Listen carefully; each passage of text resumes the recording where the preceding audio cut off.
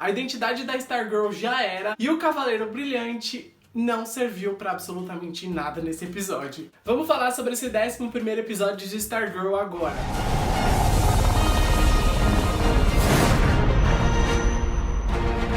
Hey pessoas, eu sou o Matheus e no vídeo de hoje a gente vai falar então sobre Stargirl. Não se esqueçam que toda terça às 5 da tarde tem estreia de vídeo aqui no canal, então provavelmente eu tô aqui embaixo comentando com vocês o que tá acontecendo aí no vídeo.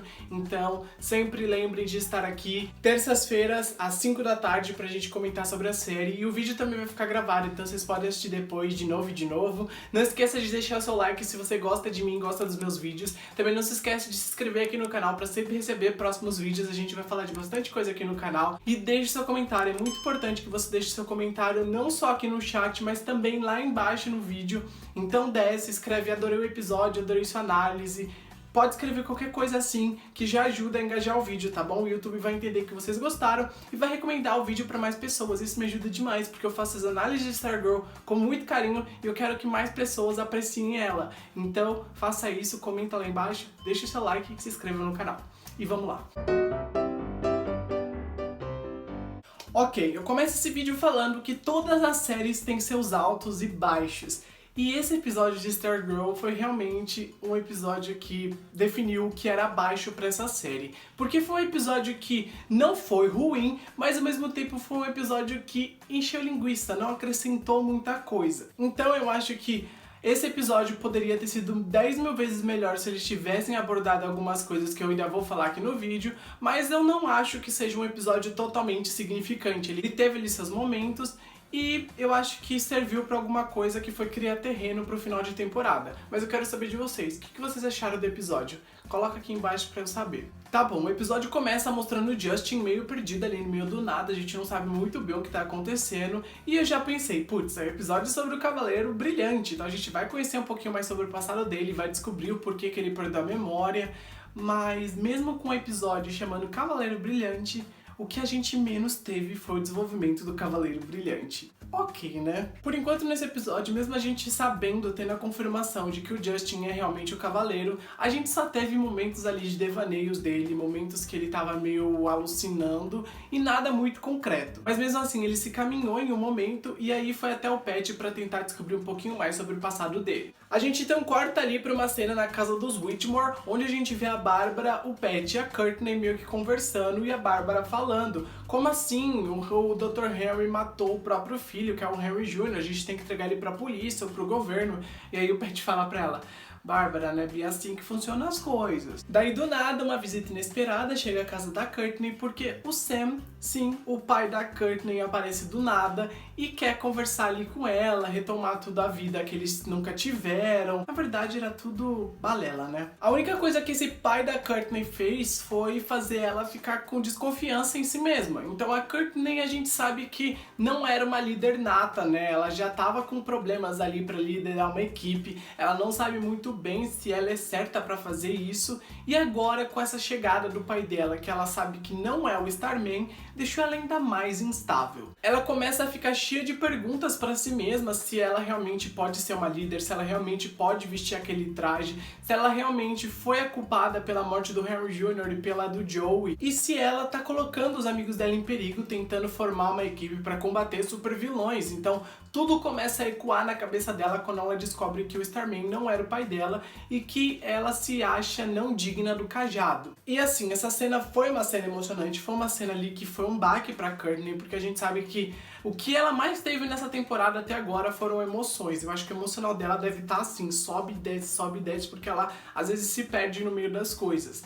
Mas o que mais me doeu nessa cena foi ver o quão ruim as pessoas tratam o Mike. Eu sempre ressalto nos meus vídeos. O Mike é a pessoa totalmente jogada na série. Primeiro porque o Pat tá lá conversando com a Courtney e o Mike quer entender um pouquinho do que tá acontecendo, porque ele é o que menos sabe das coisas. Então ele aparece e fala: gente, tipo, alguém pode me avisar o que tá acontecendo aqui, me informar, e o Pat grita com ele. E aí o Mike fala, tipo, nossa, ninguém nunca me conta nada. E eu achei essa cena foda, porque assim, é realmente o que acontece, ninguém nunca conta nada pra ele. As pessoas poderiam pelo menos, sei lá, contar uma verdade e deixar ele um pouco informado das coisas do que ficar escondendo as coisas dele. Tá faltando um diálogo entre a família, tá faltando uma conversa entre todos eles podiam sentar em um momento, debater sobre o que tá acontecendo. Eu acho que o Mike não seria uma pessoa que ia contar pra primeira pessoa na escola. Eu acho que ele é uma pessoa que guardaria o segredo. Então, esse descaso que todo mundo tem no Mike, essa indiferença que todo mundo tem ali com ele, me deixa extremamente chateado e triste por saber que ele é o que menos sabe e o que mais poderia estar ajudando. A gente sabe que o Mike, mesmo por ser uma criança, ainda pode ser ali uma boa adição para a equipe. Então, se até a Bárbara, que é meio blé assim no meio das coisas, tá realmente centrada no que tá acontecendo, porque eles não podem incluir o Mike. Tá bom, logo em seguida, depois de tudo isso que aconteceu, a Courtney e o Sam tiram um momento ali pra conversar, e a Courtney pede ali tudo na mesa dela, que ela quer saber o porquê que o Sam sumiu todos esses anos, o que ele tava fazendo, e o Sam começa ali a falar pra Courtney que ele tinha ido pra fora do país, a trabalho, procurar pessoas, blá blá blá blá blá blá, e que ele gostaria de retomar a relação com a Courtney, que era a filha, que ele sempre queria voltar a falar, blá blá blá. Olha, não tenho palavras pra definir esse cara, que apareceu na vida da Courtney, magoou ela e simplesmente não acrescentou em nada. Quando a gente acha que vai dar certo e a Courtney até fica feliz ali em ver que o pai dela voltou e realmente quer ter uma relação pai e filha com ela, ele na verdade só queria usar ela. Ele pegou o colar que ela tinha desde criança, falou que ele queria ali usar o colar pra criar uma poupança,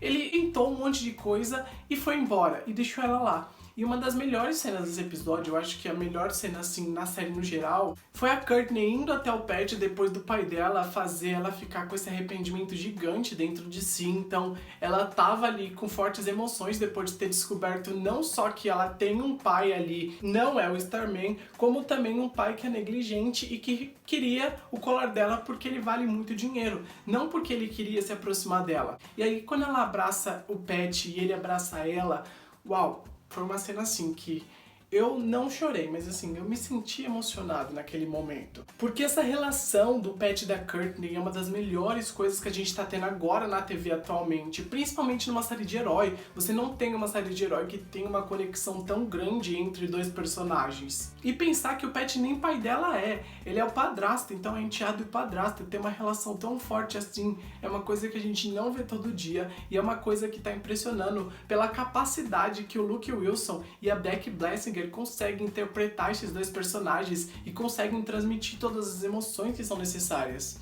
Então assim, eu falo com a maior fluidez que eles são a cola que une essa série, eles são incríveis, eu acho que o que movimenta muito a série é a relação dos dois. E eu fico impressionada a cada semana como essa relação deles cresce a cada momento. Até a Bárbara mesmo tá sendo introduzida de uma forma um pouco leve ali nesse enredo de heróis. E eu tô gostando de como ela tá entrando ali, deixando o Pet ter a liberdade de meio que coordenar a filha dela, sabe? De meio que ser o mentor da filha dela. Mas isso não acaba por aí não, porque depois desse abraço, o Pet foi tirar satisfação ali com o Sam. Ele foi lá falar, ó...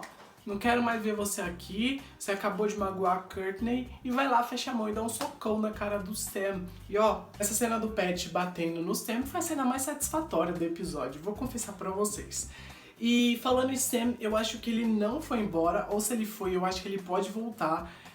É um personagem que foi ali muito misterioso, ele pegou o colar e simplesmente partiu, sem explicação nenhuma. Ele chegou e foi embora, e nada mudou assim no quesito de trama central da temporada.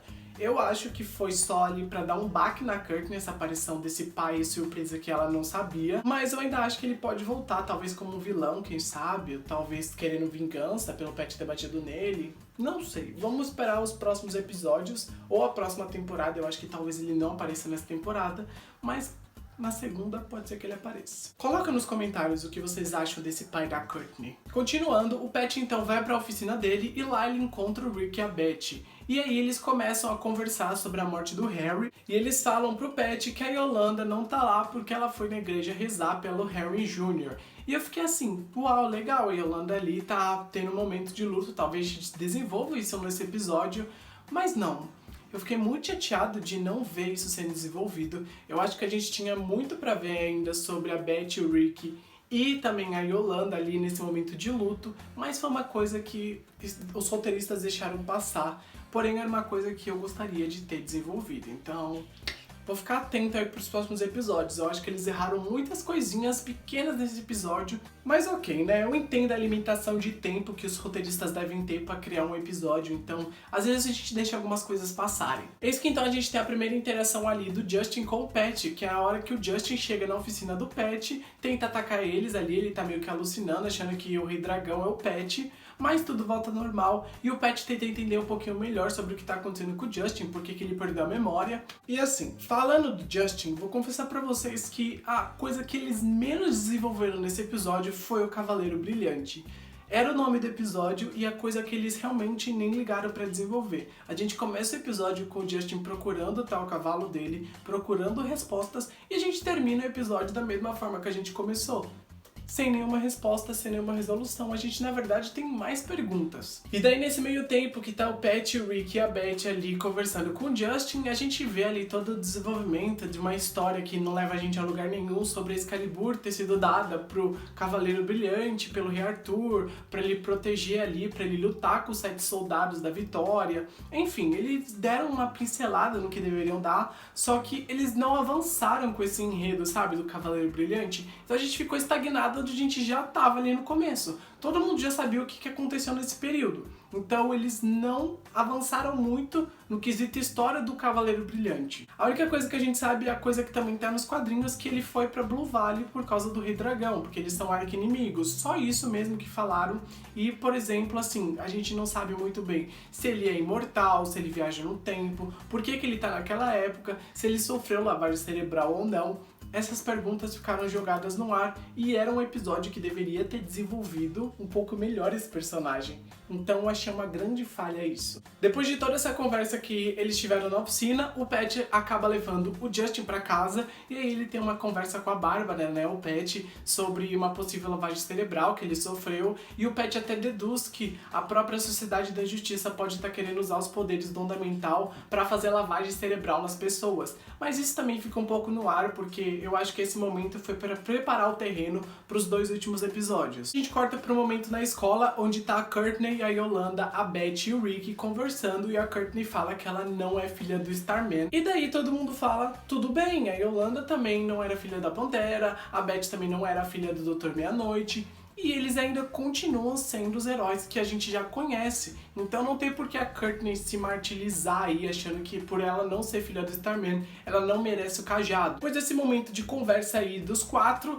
eles vão até o memorial que tá tendo ali pro Henry Jr., onde o filho da puta do Dr. Henry aparece pra fazer uma homenagem pro filho dele morto, que na verdade ele mesmo matou, e daí ele entra na mente da Courtney e fala que ele sabe do segredo dela. Depois desse momento, a Courtney meio que levanta a cabeça porque ela percebe que agora o Onda Mental sabe sobre ela. Ela vai correndo pra casa dela e tenta se conectar com o cajado, porque o cajado meio que não tava acendendo quando era pra ele acender. Mas ele não tava acendendo no caso porque a própria Courtney tava desconectada com ela mesma. Então ela não estava sabendo ali ser a líder que ela deveria ser, ela não estava sabendo ser a pessoa que ela deveria ser, ter aquela garra que a gente conhece que ela tem. Então ela precisava mostrar pro Cajado que ela era uma pessoa digna. E o Pat fala, você tem que acreditar em si mesmo, pro Cajado meio que entender isso. E a Courtney finalmente se reconecta com o Cajado e ele brilha ali, parece que ele tá na força máxima dele. O Justin até aparece nesse momento que o Cajado brilha forte e fala que a rainha meio que ressuscitou, a rainha meio que acordou de novo.